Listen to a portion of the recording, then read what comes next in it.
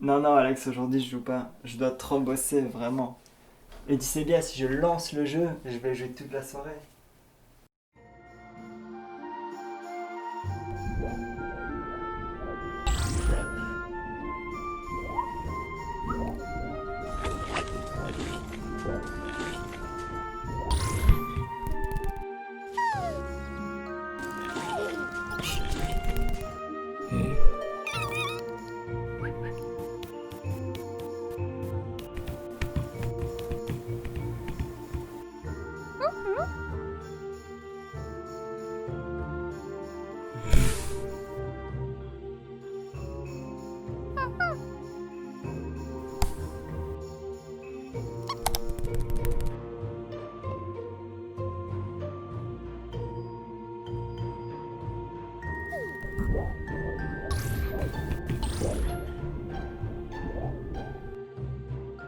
Attends, je sais pas comment ça se fait, mais le jeu vient de se lancer.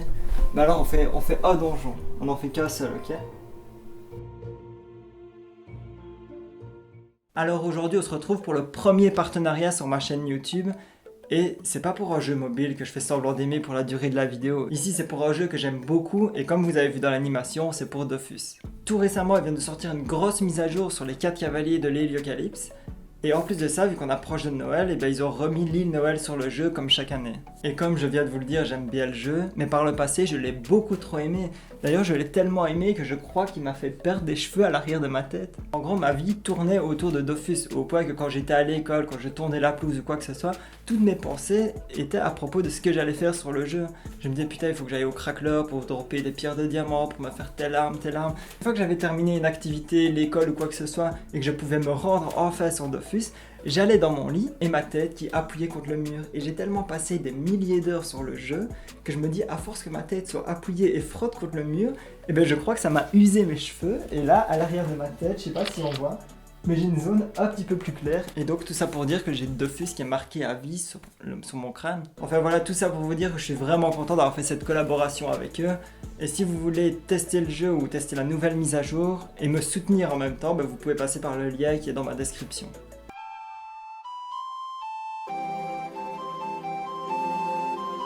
Alors en fait, pour créer ce petit bouffe-tout, on peut se dire, bah oui, c'est juste une petite peluche qu'il a fait, mais en fait, ça prend énormément de temps parce que de un, il faut que ce soit quelque chose qui soit joli, et de deux, il faut que ce soit animable. Donc ici, je peux bouger les pattes, je peux bouger la queue, je peux bouger les yeux avec les pupilles et les paupières, et je peux aussi animer la bouche.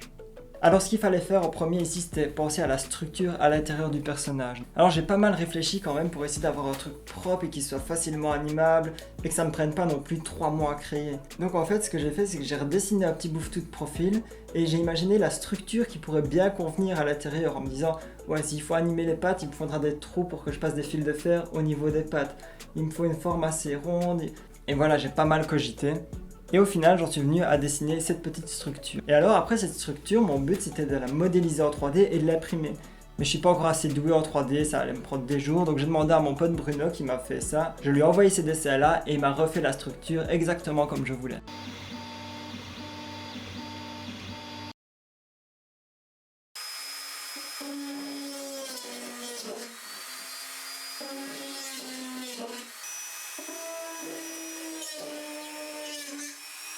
Donc j'ai recouvert la structure du bouffe-tout d'éponge et après je venais mettre le textile par-dessus. Et ce que je faisais, c'est qu'avec un fil et une aiguille, je venais piquer dans les trous et puis je tirais et je faisais un nœud. Comme ça l'éponge s'écrasait à l'endroit du fil et ça me faisait une ligne. Et j'ai relié comme ça plein de petits trous dans la structure où j'ai écrasé l'éponge avec le fil pour chaque fois délimiter toutes des petites zones de laine différentes pour pas que ce soit trop uniforme, quoi. Et pour la mâchoire, ici j'avais prévu aussi les petits trous pour faire passer 2 fils d'aluminium de fer, j'ai pris des épais justement pour que ce soit un petit peu plus rigide et j'en ai mis 2 pour pouvoir un petit peu bouger le dessus et le dessous de la mâchoire. Et évidemment ça je vous en ai jamais parlé sur la chaîne, mais pour fixer ce genre d'armature comme ça, j'utilise du milliput. En fait c'est 2 sortes de pâtes, on va dire ce serait comme de la pâte à modeler. J'en ai 2, je prends la même quantité de chaque et une fois que je les mélange, après ça me fait une pâte et par exemple, hop, il y a le trou, il y a l'aluminium qui est là, et ben je bourre le trou et je colle l'aluminium, je fais comme une pâte tout autour. Et après je le laisse simplement comme ça, il n'y a pas besoin de cuire rien du tout et ça devient vraiment très dur. Ça me sert pour énormément de choses.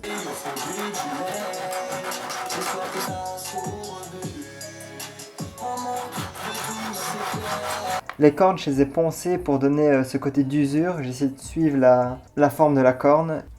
Bon, quand je vois la couleur des cornes, ça a l'air d'être un peu de bleu, un petit peu de vert. J'ai tout atténué avec du noir et du blanc pour le rendre un peu moins coloré. Et le blanc. Là, on arrive à une couleur qui se rapproche plus ou moins de la corne de Bouffe-Tout et j'aime bien la couleur.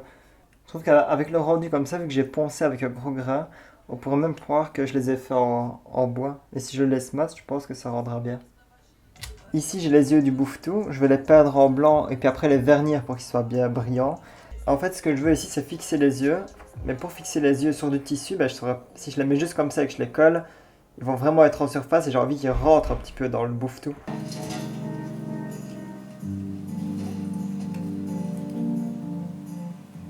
Alors concernant le tofu, je vais pas vous l'expliquer parce que ça reprend plus ou moins la même idée que le Bouffe-Tout, en plus petit, en plus facile. Et le dernier petit détail pour les yeux, c'est que je fais les pupilles en silicone. Donc je fais ma petite mixture, je laisse sécher le silicone, je le découpe en forme de pupille.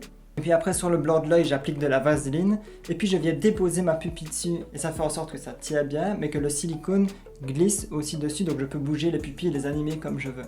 Et après concernant les décors, il n'y a pas grand chose, mais il y a un marteau Bouffe-Tout, quelques kamas et un zap. Ben ça, je les ai juste imprimés en 3D, puis je les ai peints. Le gros avantage du tofu pour l'animer, c'est qu'il est super léger. J'avais fait un petit trou à l'arrière, donc je glissais un fil de fer enfoncé dans de la plasticine, et après il suffisait que je le décale, et il était en l'air et il tenait rien qu'avec le fil de fer. Alors pour le Bouffe-Tout, lui, je n'avais pas encore réfléchi comment j'allais faire pour le faire tenir en l'air. Et en fait, grâce à cette petite pâte, encore une fois magique, j'ai collé à l'intérieur de lui, grâce à la pâte, une petite pièce comme ça, et ce qui m'a permis de visser cette armature dessus. Donc voilà, ici l'animation a été faite avec énormément de supports. Je crois que les 2/3 de l'animation sont avec des supports, donc ce qui veut dire il y a énormément de corrections après. Et vous voyez la première scène quand mes deux personnages sortent du zap. Ce que je voulais ici, c'est que quand je rajoute l'effet du zap qui s'allume, je voulais que la lumière ait un impact sur toute la scène. Donc pendant mon animation, j'ai fait en sorte d'allumer ma lampe connectée au même moment. Alors comme d'habitude, mon animation, je la fais en 25 images par seconde pour avoir ce côté fluide.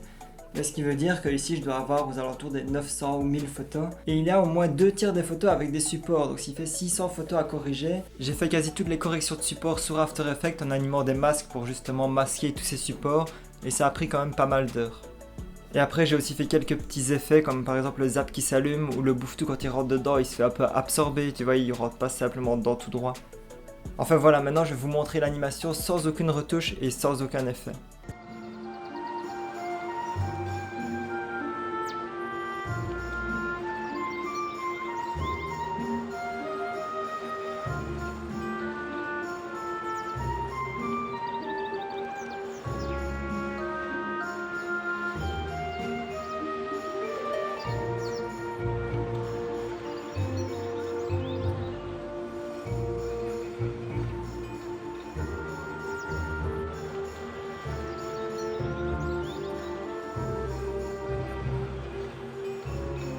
Enfin voilà, si vous avez aimé l'animation et que vous voulez me soutenir, vous pouvez liker la vidéo, vous abonner, activer la cloche. Et surtout, vous pouvez essayer le jeu avec le lien qui est dans la description. Et voilà, maintenant je vous laisse sur un petit timelapse de moi pendant que je fais l'animation.